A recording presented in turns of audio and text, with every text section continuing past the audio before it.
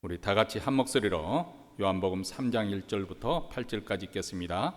바리새인 중에 니고데모라 하는 사람이 있으니 유대인의 간원이라. 그가 밤에 예수께 와서 가로되 랍비여, 우리가 당신은 하나님께로서 오신 선생인 줄 아나이다. 하나님이 함께 하시지 아니하시면 당신의 행하시는 이 표적을 아무라도 할 수 없음이니이다. 예수께서 대답하여 가라사대 진실로 진실로 내게 이르노니 사람이 거듭나지 아니하면 하나님 나라를 볼 수 없느니라.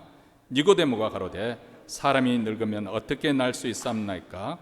두 번째 못에 들어갔다가 날 수 있사옵나이까? 예수께서 대답하여 진실로 진실로 내게 이르노니 사람이 물과 성령으로 나지 아니하면 하나님 나라에 들어갈 수 없느니라. 육으로 난 것은 육이요 성령으로 난 것은 영이니 내가 내게 거듭나야 하겠다는 말을 기이 여기지 말라.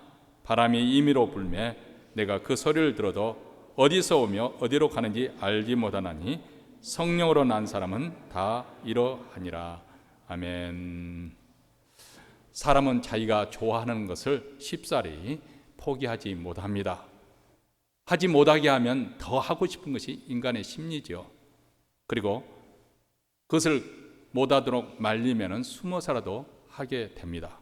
예전에 한국에서 보릿고개 시절에 집에서 술을 만드는 것을 금했습니다. 쌀이 부족하던 시절이니까 쌀로 술을 만들어 먹지 못하게 한 것이죠. 그러나 시골에 가보면은 술 좋아하는 사람들은 몰래 술독을 헛간에든지 감춰놓고 그렇게 만들어서 마셨습니다. 그래서 가끔 단속 반원이 나오면은 온 동네가 난리가 아닙니다. 막 미처 항아리를 치우다가 발각이 돼서 깨지기도 하고 그리고 온갖, 그러면 또 면장인가요? 이장이라고 그러죠. 이장들은 그 단속 반원을 막 손을 잡아다니면서 끌면서 왜 그러시냐고 그러면서 우리 점심이라도 같이 하자고 그러면서 데려가서 닭을 잡아가지고 대접도 하고 하여간 그런 시절이 있었습니다. 미국에도 마찬가지였습니다. 1920년 그리고부터 1933년까지 미국의 알코올 금지법이라는 연방법으로 통과되었습니다. 그것이 미국 내에서 술을 제조하거나 또 판매하거나 운송해서는 안 된다는 법령입니다.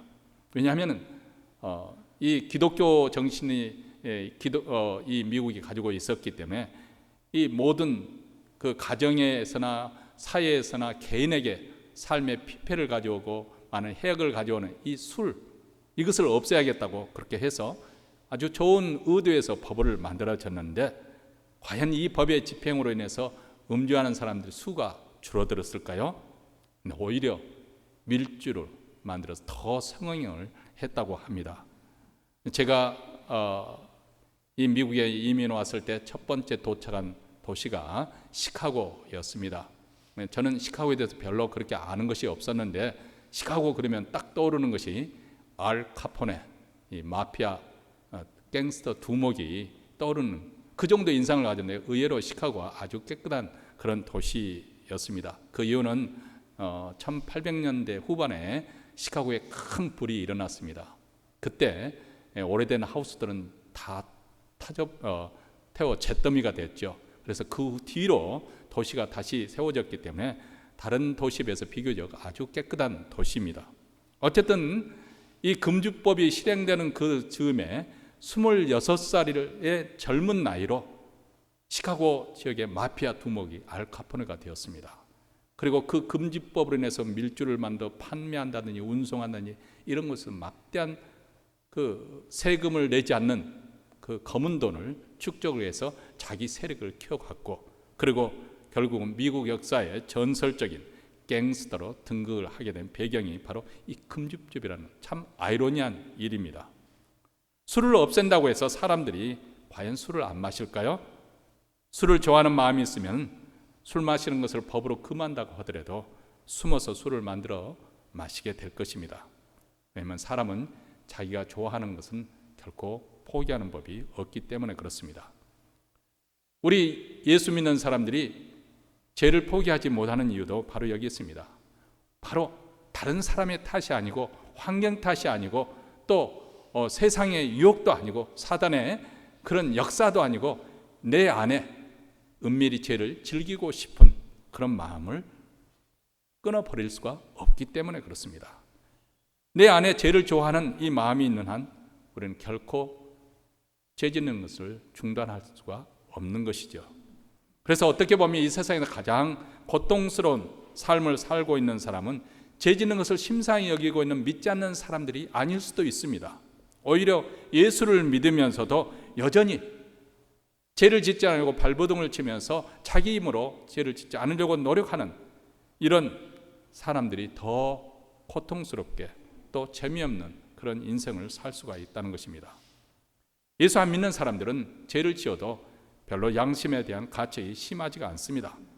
또 그것을 일부러 잊기 위해서 술을 마시면서 위로를 그렇게 삼기도 합니다. 근데 예수를 믿게 되면 우선 첫째로 죄에 대해서 민감해질 수밖에 없습니다. 주일에 와서 죄에 대한 설교를 거의 듣지 않고 넘어가는 적이 없지 않습니까? 하나님의 은혜를 말씀하다 보면 죄에 대해서 꼭 이야기가 나오게 되기 때문에 죄에 대한 지식이 가지고 있기 때문에 죄를 짓게 되면 그만큼 더 괴로움도 강도가 심해지는 것이죠. 그리고 문제는 우리 안에 죄를 좋아하는 마음이 있다는 것이고 설령 이 죄 짓는 것이 자꾸 반복되는 넌더리가 난다 하더라도 문제는 이 죄를 이길 수 있는 능력이 우리 안에 없다는 사실입니다. 그래서 로마서 7장 18절에 그렇게 말하죠. 내가 원하는 바 선은 원하지만은 내가 원치 않는 그 악을 행하는도다. 이 좌절, 절망감을 이렇게 토로하고 있지 않습니까? 믿는 자이기 때문에 세상 사람들처럼 술을 마시면서 위로를 삼을 수도 없는 것이고요. 그렇다고 믿지 않는 사람들 대놓고 죄를 질 수 없는 것 아니겠습니까? 그래서 사도 바울이 고백한 것처럼 가장 공고한 사람이 되는 것이죠. 오호라 나는 공고한 자로다. 이 사망의 몸에서 누가 나를 건져내랴 이렇게 말하는 것입니다. 이것이 바로 교회에 다니면서 거듭나지 않는 신자들의 비참한 그런 모습입니다. 한쪽에는 죄의 욕망이 있고 또 한쪽에는 거룩을 향한 열망, 이 둘 사이에 끼어 있어서 여기에 좌절이 있고 상심이 있고 방황을 하게 되는 것입니다. 우리 기독교는 단지 윤리 도덕의 수준에서 고상하게 인격을 수행하거나 도를 닦는 그런 종교는 아닙니다. 물론 예수를 잘 믿게 되면 더 윤리적이 되고 도덕적이 또 더 훌륭하게 살게 되는 것은 분명한 사실이고 거룩한 삶을 살게 되는 것은 사실입니다. 그런데 이 거룩이라고 하는 것은 우리가 고행을 통해서 얻어지는 것이 아니다 그 말이죠. 왜냐하면 우리 안에 있는 죄성이 그것을 불가능하게 만듭니다. 이 죄성은 어떤 여건과 환경이 주어지면 죄의 충동에 그냥 쉽게 굴복하게 됩니다. 교만한 사람들은 교만할 만한 그런 여건이 주어지면 그 교만이 튀어나오는 거예요. 또 그 마음에 어떤 육신의 정욕이 그 충동이 있기 때문에 그런 육신의 충동을 자극을 받게 되면 그 육신의 충동대로 움직이는 것이죠. 그렇기 때문에 우리가 아무리 이것을 부정하고 그것을 억누리고 그리고 그것을 억압한다고 해서 이것이 눌러지는 것이 아니고 사라지는 것이 아니고 눌리면은 오히려 더 때가 되면 더 분출이 되어지고 또 폭발이 되어지는 것이죠. 그렇기 때문에 우리가 근본적으로 우리 마음속에 죄를 짓고 싶지 않고 오히려 죄를 미워하는 그런 새로운 성품이 있기 전까지는 죄 짓는 일에서 결코 우리는 중단시킬 수도 또 포기될 수도 없는 상황이 그런 딜레마에 빠진 것입니다. 거룩을 열망하는 새로운 성품 그리고 우리 안에 죄를 끊고 싶은 그런 새로운 그런 본성이 만들어져야 되는 것이죠. 그리고 이 일은 바로 우리가 성령으로 거듭날 때 가능합니다. 거듭나서 우리의 옛사람을 벗어버리고 새 사람을 입고 거듭나서 우리 안에 예수의 생명이 새롭게 심어질 때 그 생명이 역사함에 따라서 그 생명의 열매로 거룩한 삶을 살게 되는 것이죠. 내가 거룩하기 때문에 거룩하게 살기 때문에 그 예수의 생명을 얻게 되는 것이 아니고 예수의 생명이 우리 안에 들어오는 것이죠. 거듭나게 될 때 예수의 생명이 우리 마음에 심어지게 될 때 그것이 살아있기 때문에 역사해서 거룩한 삶을 살게 하는 것입니다. 그러므로 먼저 거듭나서 예수의 생명을 소유하는 것이 바로 우리 그리스도인의 삶의 출발점이 되어지는 것이고 거룩한 삶을 살 수 있는 중요한 분기점이 이루어지는 것입니다.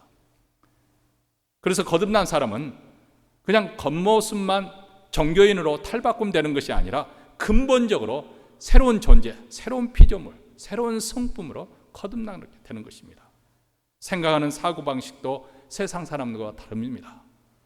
예전에는 세상적인 그러한 시각에서 어떤 사건이나 사물을 판단하는데, 이제는 믿음의 시각에서 하나님의 뜻을 헤아리면서 생각하고 해석하게 되는 것이죠. 그리고 거룩을 소원하게 되고 죄를 짓고 싶지 않은 그런 마음을 간절해지게 되어주고, 그러나 육에 속한 사람은 근본적으로 그런 것 자체가 이루어지지 않는 거죠. 왜냐하면 육에 속한 사람은 죄 짓는 것을 즐기기 때문에 그렇습니다. 그러나 우리에게는 새로운 성품이 심어져 예수를 닮기를 소원하게 되고, 하나님은 또 우리 모두가 다 예수를 닮은 그런 하나님의 자녀가 되기를 원하고 계십니다. 그러므로 우리가 지난 시간에 우리 모두가 거듭나야 된다, 이것을 강조하였습니다마는, 그렇다면 내가 거듭났는지, 저는 어렸을 때부터, 태어나기 전부터 어머니 뱃속에 있을 때부터 교회에 출석했는데 내가 거듭났는지 어떻게 확인할 수가 있겠습니까? 중요한 것은 내가 어떻게 해서 거듭나느냐, 이것이 중요한 것이 아니고, 언제 거듭나느냐, 이게 중요한 것이 아니고, 내게 거듭남이 확실하게 이루어지느냐, 이 확신을 하는 것이 굉장히 중요합니다. 한국에 가보면 특이한 것이 있어요. 우리 한국 사람들은 참 뭐라고 말하나요? 하여간 특이한 부분이 많이 있습니다. 이 건강 챙기기는 또 얼마나 열심인지 몰라요. 그래서 놀이공원에 가면 막 열심히 막 운동하고 막 등을 비비고 또 막 왔다 갔다도 하고 허리를 돌리고, 이런 기구도 곳곳에 세워져 있고요. 또 만나는 사람들마다 이렇게 주는 거예요. 이거 뭐예요? 그러면 건강식품이래요. 이게 유산균이라나 그래 가루약을 털어서 먹기도 하고, 이렇게 하면서 또 건강식품이라고 홍삼 차 이런 것을 막 대접을 해줍니다. 그런데 여전히 담배 피우고 술 마시고 참 건강을 생각하는 사람이 또 담배는 또 여전히 끊지 못하고 피우고 있는 그런 모습을 봅니다. 여러분, 병이 나면 가장 먼저 무엇을 해야 되겠어요? 의사에게 진단을 받아야 됩니다. 몸이 이상하다고 해서 내가 건강식품 챙겨 먹고 그렇게 할 때가 아니고, 먼저 정확하게 진단, 왜 이런 일이 있었는지, 뭐가 문제인지 이것을 진단을 받아야 되는 거죠. 그 다음에 이 병에 대해서 그러면 어떻게 치료해야 될 것인지, 그 치료 방법이 결정이 될 거 아니겠습니까? 우리도 중요한 것입니다. 우리의 영적인 가장 큰 문제, 가장 근원적인 문제는 내가 과연 거듭났느냐, 이것을 우리가 진단을 해야 됩니다. 거듭난지를 확정하는 것이 그래서 중요한 것입니다. 예수께서도 거듭 니고데모에게 내가 거듭나야겠다고 하였습니다. 왜냐하면 거듭나지 않으면 내가 하나님 나라 신령한 세계를 경험할 수 없기 때문에, 하나님 나라를 볼 수가 없다. 또 거듭나지 않으면 하나님 나라에 들어갈 수가 없다. 비록 이 땅에 살아도 우리가 예수 믿으면 하나님의 나라, 그 통치를 받고 살아야 되는데 그 나라를 들어갈 수가 없다는 것입니다. 왜냐하면 육에 속한 사람은 영의 세계와 아무 상관이 없기 때문에. 그래서 그 사람이 신앙의 행위를 열심히 한다고 하지만은 그 열매가 무엇이냐? 다 육체의 열매라는 거예요. 하나님의 이름으로 하나님의 영광을 위해서 한다고 하지만 결국 그 결과물로 나오는 것이 뭐냐면 자기가 영광을 받는 것이죠. 그래서 열심히 일하면 일할수록 이 결과가 나타나는 게 뭐냐면 다툼이 일어나는 거예요. 다툼이 일어나고 갈등이 일어나고. 왜 그럴까요? 육체의 열매를 맺기 때문에 그렇습니다. 육으로 난 것은 육이요, 성령으로 난 것은 영이기 때문에 그렇습니다. 니고데모는 유대인의 선생 랍비였지만은 이 영적인 신부에 대해서 이해를 할 수가 없었습니다. 그래서 거듭나라고 해야 되겠다고 말씀하니까 내가 다시 어머니 뱃속에 다시 출생할 수가 있겠습니까? 이 나이에 어떻게 그런 일이 일어날 수 있습니까? 이렇게 물었지 않습니까? 거듭나는 일은 영적인 일이요, 신비한 일입니다. 그렇기 때문에 이것을 목격한 사람이 없어요. 마치 사람이 태어날 때 자기 스스로 내가 태어나고 있는 목격하지 못하고 나중에 부모님이 내가 너를 낳았다 그러니까 내가 이 부모님 밑에 태어났구나 이렇게 인지하게 되는 것이죠. 잘하면서 그것을 저절로 각성하게 되는 것이죠. 성령으로 거듭나는 것 더더구나 우리 안에 은밀하게 일어나는 일이기 때문에 아무도 그것을 목격한 사람도 없고 그것을 겉으로 판단할 수가 없는 것입니다. 근데 예수께서는 내가 내게 거듭나야 하겠다는 말을 기이 여기지 말라 이렇게 말씀을 하십니다. 왜냐하면 우리가 비록 겉으로 거듭났는지 안 났는지 그것을 알 수는 없지만은 거듭나는 증거가 주어지기 때문에 그렇습니다. 그래서 오늘 말씀 8절 말씀입니다. 우리 같이 8절을 읽겠습니다. 바람이 임의로 불매 내가 그 소리를 들어도 어디서 오며 어디로 가는지 알지 못하나니 성령으로 난 사람은 다 이러하니라. 자, 바람이 어디서 오며 어디로 가는지 우리가 알지 못하는 것처럼 성령께서 어떻게 우리 안에서 역사하는지 그것을 볼 수가 없다는 거예요. 우리 육신의 눈으로 볼 수 없는데 그렇다면 내가 거듭난지 어떻게 알 수 있는 것인가? 불가능한 것인가? 그렇지 않다는 것입니다. 바람을 본 사람은 없지만은 어디서 오며 어디로 가는지를 알지 못하지만은 그러나 한 가지 분명한 것은 지금 바람이 불고 있는 것인지 아닌 것인지 우리는 알 수가 있습니다. 어떻게 압니까? 문풍지가 이렇게 떨리는 그 소리를 듣고 아, 바람이 불고 있구나. 아니면 풍경 소리, 아니면 나뭇가지의 잎이 팔랑거리는 모습을 통해서 아, 미풍이 지금 불고 있구나. 아니면 빨랫줄에 있는 빨랫줄에 걸려지는 옷가지가 막 나풀거릴 때 아, 바람이 세게 불고 있구나. 연기가 방향을 틀고 있는 모습을 보고 아, 바람이 어디서 불고 있구나. 이렇게 알 수가 있습니다. 이처럼 비록 눈에 보이지는 않지만은 거듭난 증거가 명백하게 나타나게 될 거라는 것입니다. 물론 처음에는 그 변화가 미미하기 때문에 당신이 거듭났습니까? 이렇게 물어본다면 그것에 확실하게 말하기 어려운 쭈삣쭈삣 할 수 있는 주저할 수 있는 그런 분도 분명히 계십니다. 그러나 시간이 지나가면 지나갈수록 그 증거는 더욱 분명해지고 명백하게 나타나게 되어 있습니다. 그렇다면 구체적으로 어떤 모습으로 거듭남의 증거가 나타나게 되는 것일까요? 어떤 변화가 일어나게 되는 것일까요? 물론 여기에는 여러 가지 현상에 대해서 말씀하는 분이 계시겠지만 저는 거듭남이라는 것은 하나의 신앙적으로, 인격적으로, 영적으로 신비한 그 변화가 일어나는 것이기 때문에 세 가지 압축해서 말씀을 드리려고 합니다. 우선 첫째로는 지적인 면에서 변화가 일어나게 됩니다. 사실 원래 인간이라고 하는 것은 처음 하나님의 형상에 따라 지음을 받을 때는 아주 탁월한 존재로, 오늘날 식으로 표현하면 초능력을 가진 그런 존재로 이렇게 만들어졌습니다. 그 초능력적인 능력 중에 하나가 무엇이냐면 어떤 물질이나 물질의 대상에 대해서 본질을 꿰뚫어 볼 수 있는 그런 직관력입니다. 그래서 오늘날 많은 사람들이 세상 학문은 출중하지만 지혜롭지 못하는 그런 삶을 살고 있는 모습을 보는데 그런 일은 없습니다. 왜냐하면 처음 만들어졌을 때는 아주 직관력 있게 어느 것이 정말 올바르게 인생을 사는지 그것을 알기 때문에 그렇습니다.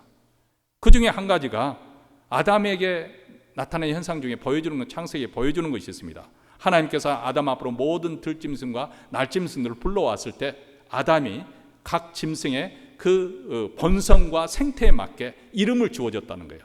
그 본질을 파악해서 이거 별로 대수롭지 않아 보일 것 같습니다만은 구약성경에서 이름이라고 하는 것은 그 사람의 인격이나 성격이나 성품 그리고 인생 전반적으로 그것을 다 포함해서 주어지는 그런 아주 어떻게 보면 예언적인 그런 성격에서 이름이 붙여지죠. 야곱, 그러면 야곱이 뭐예요? 발꿈치 뒤를 붙잡았다는 그런 의미가 있죠. 근데 야곱의 삶이 바로 그런 삶이었지 않았습니까? 그러기에 이름이 굉장히 구약성에는 중요하게 나옵니다. 어쨌든 날짐승의 본성과 생태를 파악하기 위해서 이름을 본쯤 그만큼 아담이 직관력이 출중했다는 것이겠죠. 한번 상상을 해보세요. 여러분이 사자 그러면 사자의 이미지가 떠오르잖아요. 이것은 학습에 의해서 이렇게 만들어졌기 때문에 그렇지만 이름 자체가 사자하고 어울리잖아요. 근데 사자에다가 토끼하고 이름을 붙였다고 생각을 해보세요. 사자를 보고 토끼 그러면 그런 이미지가 떠오르겠어요? 반대로 또 토끼에게 사자 그러면 그런 이미지가 떠오르겠어요? 그러니까 이름 붙인다는 것이 굉장히 중요한 아주 탁월한 직관력이 있어야 가능한 것이죠. 그런데 이 정도의 수준이 아니고 가장 중요한 것은 하나님을 아는 참 지식을 가지고 있었다는 거예요.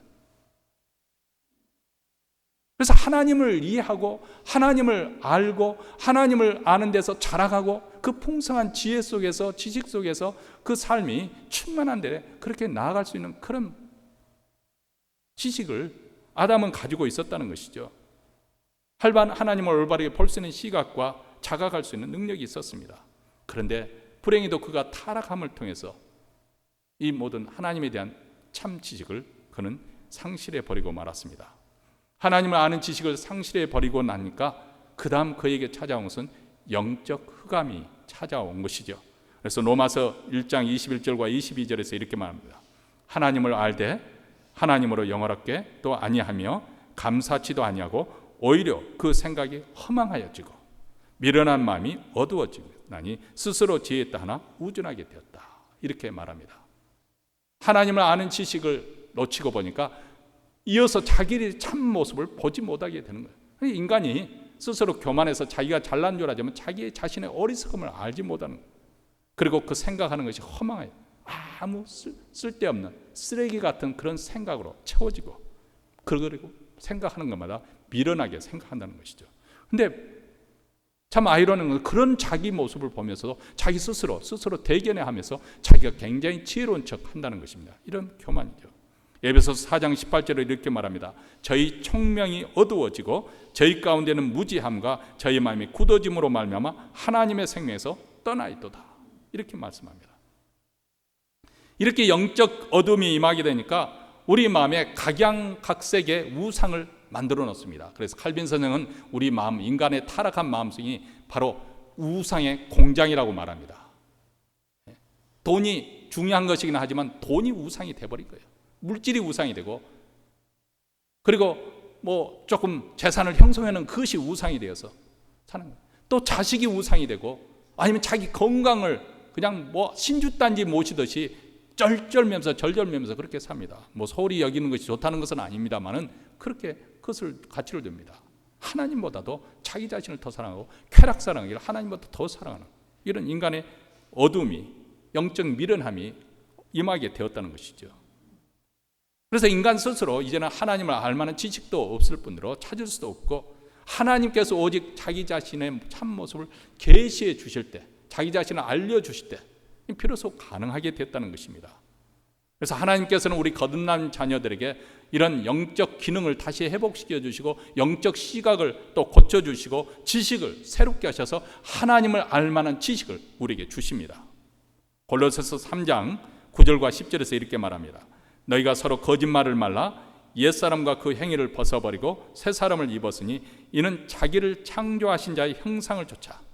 다시금 하나님께서 처음 우리 인간을 창조하신 그 형상을 회복시켜 주셔서 지식에까지 새롭게 하심을 받는 자니라. 예수 믿는 사람은 어떤 사람이냐? 하나님의 형상에 회복됨에 따라 하나님을 아는 지식에까지 새롭게 받는 자다. 그래서 어느 날부터 교회에 다니면서 예수님이 동력녀 탄생하셨다는 사실이 믿어지는 거예요. 여러분 생각해 보십시오. 우리는 이것을 당연하게 지금 생각하고 아멘하고 그렇게 답변하지만 세상 사람들에게는 이처럼 불합리한 것을 믿으라고 강요하는 것처럼 거리석은 일이 어디 있겠습니까?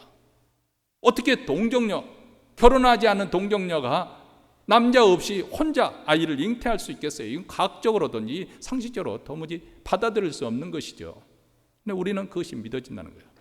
예수님이 행하신 기적, 오병이의 역사든지 물 위에 걸으셨다는 이 모든 것이 과학적으로 증명할 수 없는 사건임에도 불구하고 우리는 하나님의 아들이신 그분이 기적을 베풀었다고 믿어지더라는 것이죠. 십자가의 사건과 부활이 믿어집니다. 왜 이런 변화가 생겼을까요? 거듭나서 지식에까지 새로워졌기 때문에 하나님을 아는 지식이 있기 때문에 하나님을 믿기 때문에 하나님이면 얼마든지 그럴 수가 있다는 것은 그런 가능성이 믿어지기 때문에 받아들여지는 것이죠. 그래서 세상을 봐도 세상은 우연히 저절로 만들어졌다고 그렇게 어리석은 말을 하지 않습니다. 히브리서 11장 3절 말씀에 믿음으로 모든 세계가 하나님의 말씀으로 지어진 줄 우리가 아나니 보이는 것은 나타나는 것으로 말미암아 된 것이 아닙니다. 예전에는 십자가의 도가 미련하게 들렸습니다. 그것을 들을 때마다 왜 저렇게 강조를 하시지? 별로 재미없는 이야기인데 그렇게 들려졌습니다. 2000년 전에 죽은 예수가 왜 내 구세주가 되는지 머리로는 그렇게 가르치니까 받아들이지만 가슴으로 그것이 정말 마음에 와닿지를 않는 것이죠. 그런데 이제는 그것이 내게 은혜가 됩니다. 왜 그렇습니까?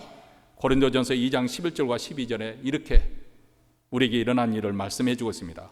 사람의 사정을 사람 속에 있는 영 외에는 누가 알리요? 이와 같이 하나님의 사정도 하나님의 영 외에는 아무도 알지 못하느니라. 사람의 속사정은 자기 자신의 영만이 알 수 있는 것처럼 하나님의 일은 하나님의 영, 근데 그 하나님의 영이 성령이신데 그 성령께서 우리 안에 들어오시니까 우리로 하여금 하나님의 일, 하나님의 뜻이 알아진다는, 깨달아진다는 거, 믿어진다는 거예요.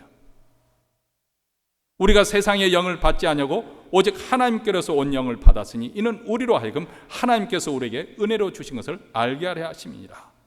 하나님께로부터 온 영, 곧 성령을 받았기 때문에 하나님께서 우리에게 은혜로 주신 것들이 깨달아지고 믿어지더라는 것입니다. 이 증거가 우리 믿는 자에게 분명히 있다면 거듭난 사람입니다. 어느 날부터 믿어지기 시작하는 거죠. 그렇게 의심이 많았었는데 이제는 그것을 다 믿어지기 시작합니다. 이 지적인 변화입니다. 두 번째로는 정서적인 변화가 우리에게 나타난다는 것입니다. 거듭난 사람의 두 번째 중요한 변화는 정서적인, 감정적인 그런 변화입니다. 한마디로 표현하면 예수를 사랑하는 마음이 생기게 됩니다. 본래 우리는 보이는 사람을 사랑하기 마련입니다. 미국 속담에도 그래서 그런 말을 하지 않습니까? Out of sight, out of mind. 떨어져 있으면 마음도 점점 멀어질 수밖에 없다는 것이겠죠. 보지 않는 사람, 어디 있는지도 알지 못하는 사람을 사랑할 수는 없습니다. 그래서 어떤 사람이 한 여성을 사랑하게 되었습니다. 그래서 부지런히 그 여인에게 연애 편지를 써서 보냈습니다. 그러고 나면 세월이 흘러서 그 아가씨가 결혼을 하게 되었습니다. 누구하고 결혼했냐면 바로 그 연애 편지를 전달해준 우체부 아저씨하고 결혼을 하게 되었다는 것입니다. 눈으로 봐야 되는 거예요. 사람들은 어디 있는지 어디 알지도 못하는 사람을 사랑할 수는 없는 것이죠. 즉 다시 말하면 사랑의 대상이 되려면 그만큼 구체적으로 내게 포착되어야 됩니다. 우리는 예수 그리스도를 보지 못했습니다. 그래서 거듭나기 전에는 예수를 사랑하는 법이 없습니다. 그저 성령 군자 한 분 정도로 생각할 뿐이지 나하고 그렇게 피부에 가깝게 와 닿지를 않았습니다. 한마디로 무관심했던 것이죠. 그런데 예수 믿는 자를 보면 그런 사람들은 또 짜증이 나지 않습니까? 그냥 예수 믿나고 저렇게 답답한 생활을 하는 거 보고 짜증이 나고 가정에서 그러면 더 왕짜증이 나죠. 네, 그래서 때로는 핍박도 하고 그럽니다. 그런데 이제는 보이지 않는 그 예수를 사랑하게 되었습니다.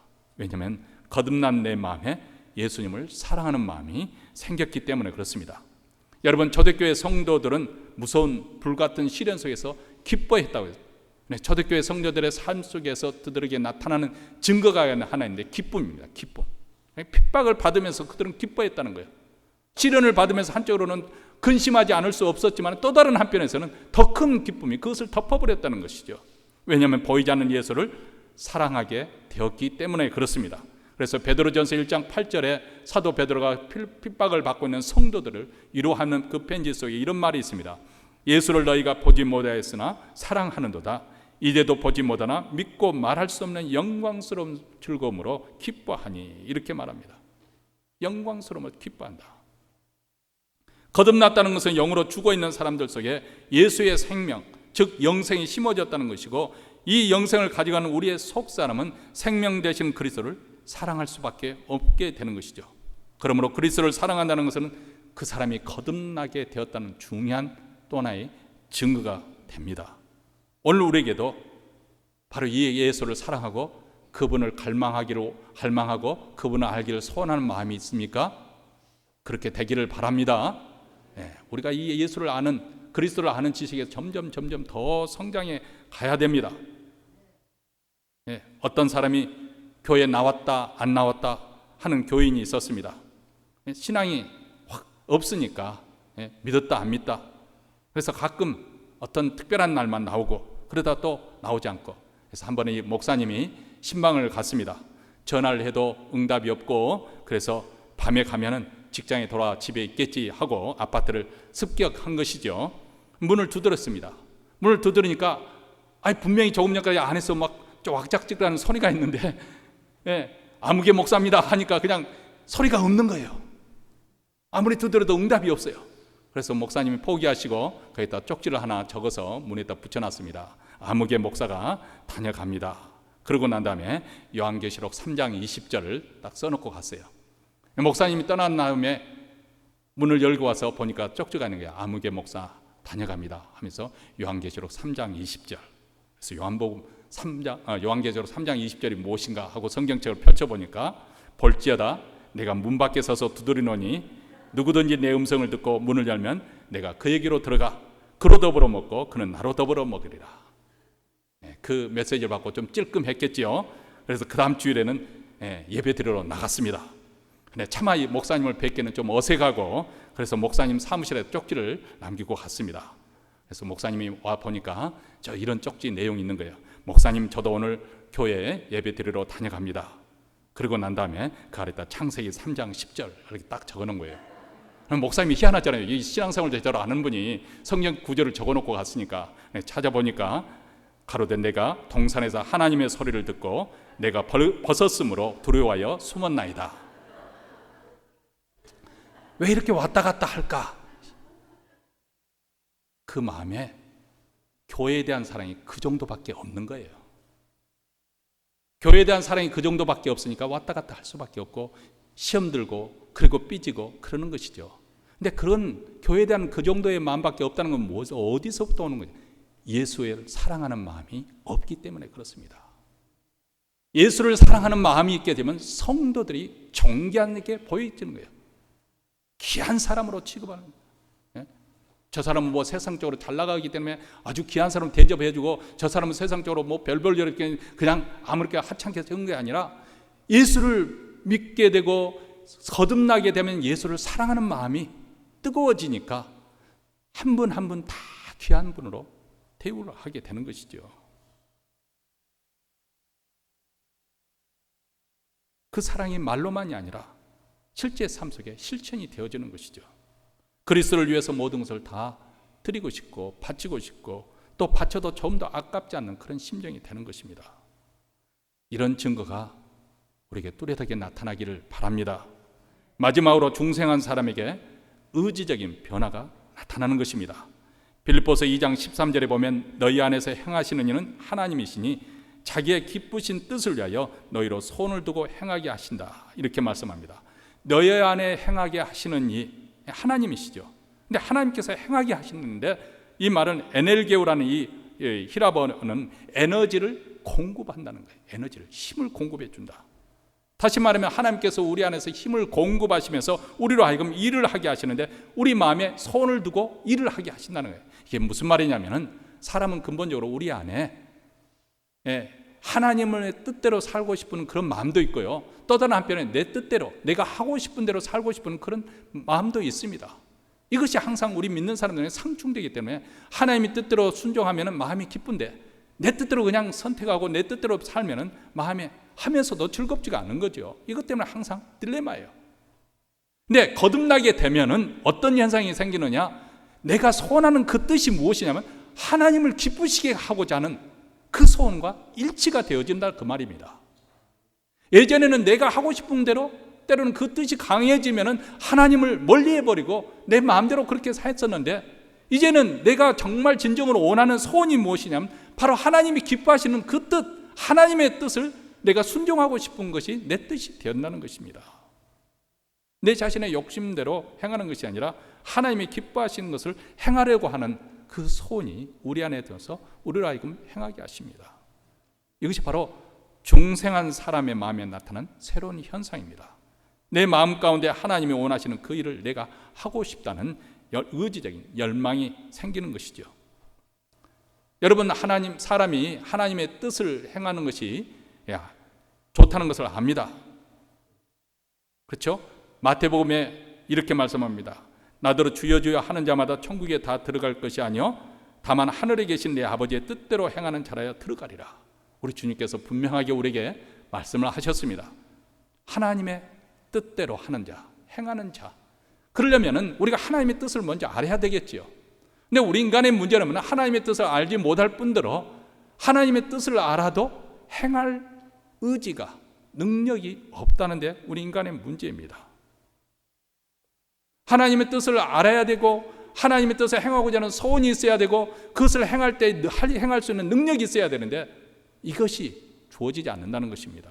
그런데 우리가 거듭나게 될 때 우리 안에 성령이 거하게 되시면은 우리를 하여금 하나님의 뜻을 분별하게 하시고 하나님의 뜻대로 행하고자 하는 그런 열망을 심어주시고 또 우리가 하나님의 뜻에 순종해서 행하고자 할 때 그것에 행할 수 있도록 능력을 주신다는 것입니다. 이것이 바로 우리 믿는 자에게 나타나는 놀라운 변화입니다.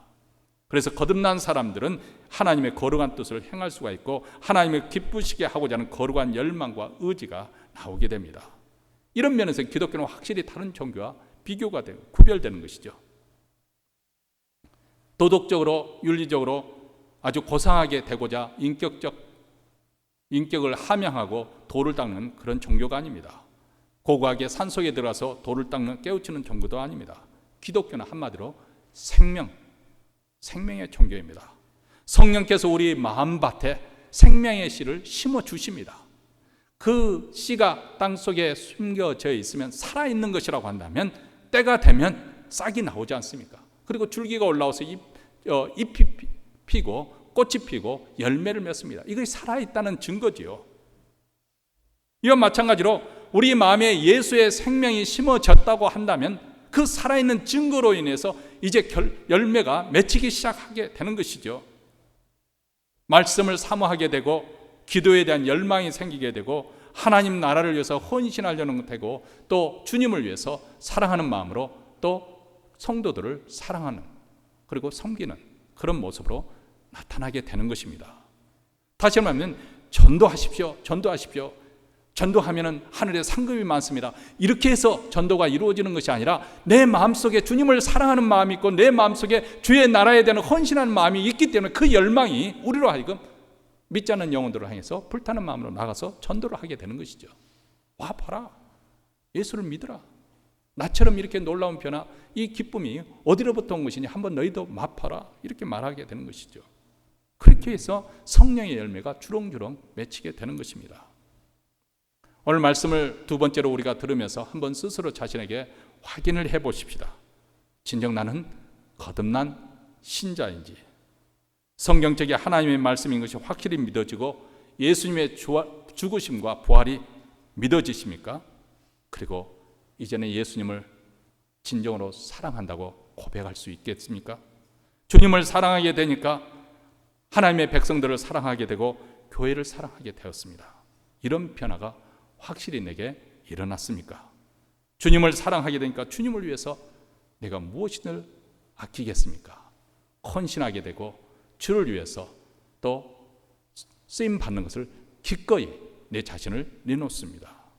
내 마음속에 진정으로 하나님의 뜻을 구하게 되고 그 뜻을 행하고자 하는 소원이 있고 또 그 뜻대로 행하고 순종할 때 의지적인 그런 열망과 결심에서 실행이 이루어집니다. 여러분 자가 진단을 해보십시오. 지금 신종 코로나 바이러스로 인해서 많은 사람들이 바깥 출입이 점점 삼가되고 꺼려지고 심지어는 이렇게 교회 예배 드리는 것마저도 또 사실 조심스러워지는 그런 시대에 살고 있습니다. 그런데 이것으로 인해서 우리 신앙이 위축당할 것이 아니고 지금 사순절 기간이지 않습니까? 복음서를 읽으면서 예수 그리스도께서 어떤 삶을 살으셨는가 그것을 한번 묵상하면서 주님이 예루살렘에 향해서 올라가는 고난의 길을 머릿속에 상상을 하면서 나는 과연 주님을 사랑하고 있는가? 아니 그 전에 나는 정말 거듭난 신자일까? 한번 거룩한 영적 씨름을 통해서 땀을 흘리는 어떤 의미에서 정말 땀 흘려 씨름하는 그런 주간이 또 한 주가 이루어지기를 주의 이름으로 축원합니다.